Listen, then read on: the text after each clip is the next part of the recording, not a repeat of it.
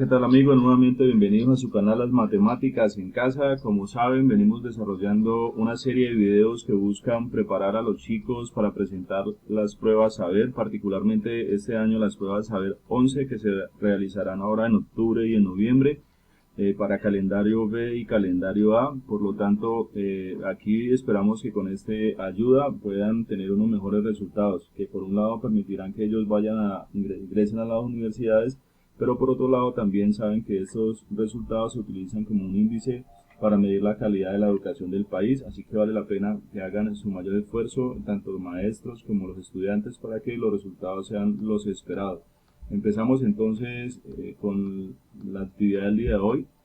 En la siguiente gráfica hay información sobre el número de motos que han circulado por una ciudad desde 1999 hasta el 2007.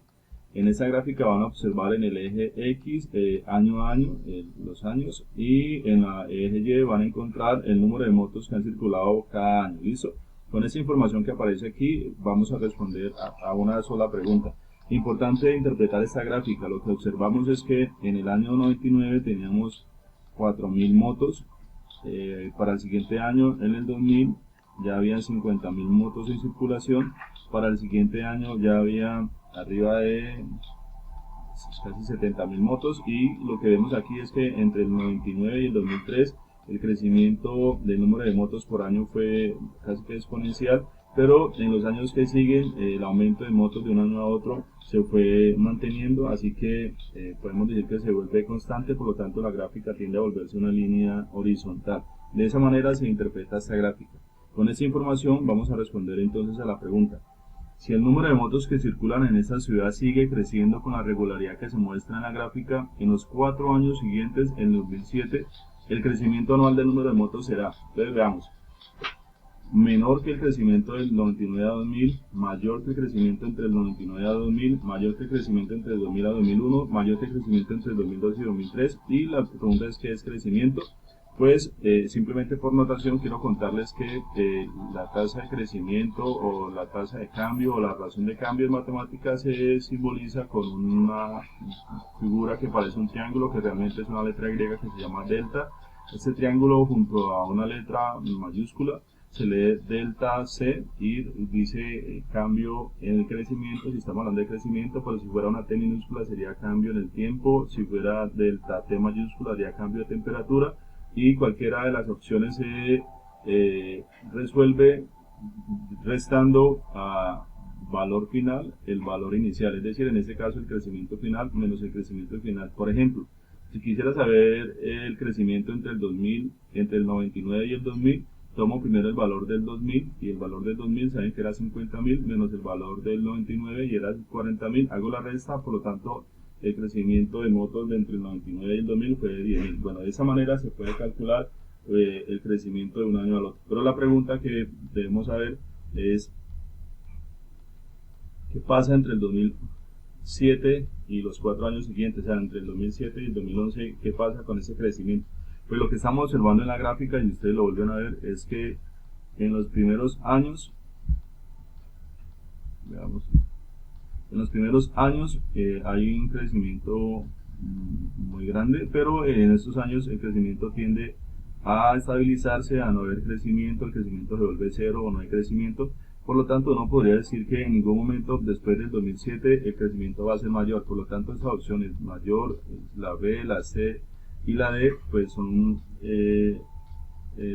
opciones que se descartan. Por lo tanto, la respuesta correcta en este caso es la opción A. ¿Listo? Porque a partir del 2003 tiende a estabilizarse el crecimiento, y por lo tanto el crecimiento durante estos años siguientes siempre va a ser menor que en los años anteriores entre el 99 y el 2003. ¿Listo? Esa sería la respuesta. Entonces la respuesta sería la A. Continuando con la siguiente pregunta: a 40 estudiantes de una institución educativa se les preguntó cuál es la asignatura preferida. Los resultados fueron registrados en la siguiente tabla. Normalmente nosotros tenemos tablas que son verticales, donde a un lado aparece la asignatura o los datos, que aparecerían verticalmente informática, español, matemáticas, educación física, y en la siguiente columna, en la tabla horizontal vertical, aparecería el número de estudiantes. En este caso es exactamente igual, solamente que esta tabla se lee de manera vertical aparecen las asignaturas informática, español, matemáticas y educación física, y debajo aparece el número de estudiantes, y el número que aparece aquí se lee como la frecuencia absoluta. Quiere decir que 2 estudiantes de los 40 prefieren informática, 8 estudiantes prefieren español, 4 estudiantes prefieren matemática y 16 estudiantes prefieren física. Al escoger un estudiante al azar entre los 40 que fueron encuestados, es más probable que su materia preferida sea. Entonces volvemos nuevamente al tema de la probabilidad, y recuerden que hemos resuelto ya varios problemas en situaciones de probabilidad, y hemos dicho que la probabilidad se puede representar en forma de fracción, en forma decimal y en forma de porcentaje. Por lo tanto, lo que vamos a hacer es lo siguiente: expresemos en el caso de las matemáticas una expresión que represente la probabilidad de escoger matemáticas. En ese caso sería 4 de los 40 escogen matemáticas. Esa sería la expresión de la probabilidad de que uno de los estudiantes que se saquen al azar prefieran matemáticas. Veamos la opción de educación física. Educación física son 16 de los 40, por lo tanto la probabilidad de que de los 40 salga uno que prefiera educación física es de 16 sobre 40. Igual con informática, sabemos que informática son 12 de 40, la probabilidad se representaría de esta manera, y en el caso de español pues sería 8 de 40. ¿Listo? Esas serían las probabilidades. Como estoy escogiendo lo que es más probable, es decir, la fracción más grande en este caso sería 16 sobre 40, por lo tanto la respuesta correcta es la B. Simplemente ya con la respuesta correcta quisiera que viéramos la siguiente situación. Esta sería la respuesta en forma fraccionaria, pero ¿qué tal que me pongan la respuesta en forma decimal? Simplemente sería dividir 16 entre 40, y es posible que las opciones de respuesta se den en forma decimal, pero también es posible que este 0,4 lo representen en forma porcentaje, sería el 40%. ¿Listo? Para que, por favor, si no les aparece fraccionario, si no decimal o porcentaje, sepan ustedes que es exactamente lo mismo. Entonces sabemos que la respuesta es la respuesta B. Continuamos con la siguiente pregunta. Dice, bueno, vamos a responder las preguntas 29 y 30 de acuerdo con la información que aparece a continuación. Esta es una definición que se le dan a uno, y uno debe simplemente pues, tener claridad frente al concepto que dan, y es que las pirámides son sólidos que tienen por base un polígono, o sea, la base en la parte inferior, un polígono cualquiera, y por caras laterales triángulos con vértice común. Quiere decir que las caras de los pirámides, solamente pueden ser triángulos. ¿Listo? Entonces las caras de los pirámides solamente pueden ser triángulos. Entonces con esta definición nos piden que respondamos a 2 preguntas. ¿Cuál de los siguientes desarrollos planos corresponden a una pirámide de base triangular? Esos son unos moldes que se deben cerrar, y queremos saber cuáles de esos es una pirámide que tenga base triangular. Entonces, pues básicamente a simple vista no podría decir que esta, porque al cerrar el molde ve que las caras van a quedar como triángulos y la base triangular. En este caso, pues esta base es un cuadrado o un rectángulo, este es un rectángulo y este es otro cuadrado o rectángulo. Por lo tanto, la respuesta es la B. En la siguiente pregunta, ¿cuál de las siguientes figuras son pirámides? Pues si vamos a la definición y sabemos que la base puede ser cualquier polígono, cualquier forma, pero las caras laterales deben ser triángulos, pues vamos a ver entonces que esta cara es un rectángulo, esta cara acá lateral es un triángulo, y la base es, por lo tanto, esta no es una pirámide. Si ustedes observan esta, la base es un rectángulo, la que está punteada en la parte inferior, y estas 2 caras son rectángulos, por lo tanto, esto no es una pirámide. Por lo tanto, la respuesta correcta son que la figura 2 y la figura 3 son pirámides, porque la base en este caso es un cuadrado, y las caras, si observan bien, las caras son triángulos, y la definición para que algo sea una pirámide es que las caras laterales sean triángulos. Entonces, este también es un triángulo, por lo tanto, la respuesta correcta es que las figuras que son pirámides son la figura 2 y la figura 3, por lo tanto la respuesta correcta es la respuesta B. Continuamos con la siguiente pregunta, y hace referencia a información que nos dan en 2 tablas, y con eso vamos a responder a 2 preguntas, la 31 y la 32. Las siguientes tablas muestran las temperaturas de una ciudad durante 24 horas de un día. Entonces sería nuestra primera tabla, que muestra la temperatura en horas de la mañana, y esta es la segunda tabla que muestra la temperatura en horas de la tarde. ¿Cuál es el promedio de las temperaturas registradas desde las 9 de la mañana hasta la 1 de la tarde? Pues en temas de promedio, seguramente nadie va a tener dificultades, porque sabemos que el promedio es sumar los datos que me dan y luego dividir el resultado de la suma entre el número de datos que he sumado. Empezamos entonces diciendo que, como hay que averiguar entre las 9 y la 1 de la tarde, diremos a las 9 de la mañana la temperatura es 16 grados, que está acá, En la siguiente hora, que era las 10 de la mañana, la temperatura seguía siendo 16, lo voy sumando. En las 11 de la mañana la temperatura eran 15 grados, continuamos. A las 12 del día eran 17 grados y a la 1 de la tarde, me piden hasta la 1 de la tarde, era 16. Hago la suma de esos 5 valores, me dio 80 y el resultado lo divido entre el número de temperaturas que sumé y eran 5 temperaturas desde las 9 hasta la 1 y el resultado es 16. Por lo tanto, la respuesta correcta es 16, que corresponde a la opción B. ¿Listo?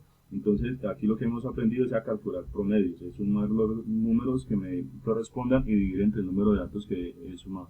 La siguiente pregunta es cuál es la mediana de las temperaturas registradas en las primeras 12 horas del día. Entonces, sabemos que hay unas medidas que se llaman medidas de tendencia central. En estadística son la media, la moda y la mediana. La media es el promedio que acabamos de calcular en la pregunta anterior. La moda solamente se da cuando los datos son cualitativos y simplemente se escoge el valor que más se repite, pero la mediana es una tal vez de las medidas de tendencia central menos utilizadas y se determina de la siguiente manera. Entonces lo que vamos a hacer es tomar todos los datos de la mañana, la temperatura de la mañana, en ese orden como están, 12, 10, 12, 12, 11, 10, así en ese mismo orden que están, lo vamos a colocar así están las temperaturas durante la mañana, y luego lo que vamos a hacer es ordenarlas.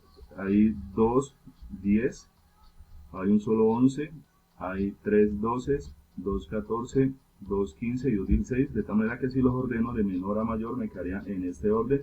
Lo que hago es determinar cuántas cantidades hay: 1, 2, 3, 4, 5, 6, 7, 8, 9, 10, 11, 12. Si la cantidad de datos es par, bueno, hagámoslo primero el ejercicio si fuese impar. Si fuese impar, simplemente tomaría el valor del centro. El valor que quede justamente en el centro, si la cantidad de datos es impar, representa la mediana y no debería que hacer absolutamente nada, sino que esa sería la respuesta.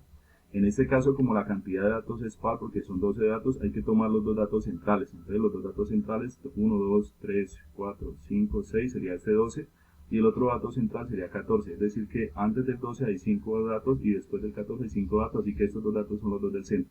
En este caso, para hallar la mediana, se suman estos dos valores y se divide entre 2, porque son dos datos. O sea que hay el promedio entre ellos dos, de esta manera que el resultado sería 12 más 14 igual a 26 dividido entre 2, y el resultado va a ser entonces la mediana. Así se calcula la mediana y ese sería el resultado. Queridos estudiantes, queridos maestros, esperamos que este resultado o esta actividad que se realiza en el video sea de mucha ayuda para ustedes y que los profes puedan poner a circular estos videos con sus estudiantes y a los estudiantes sacar el mayor provecho posible. Hasta pronto.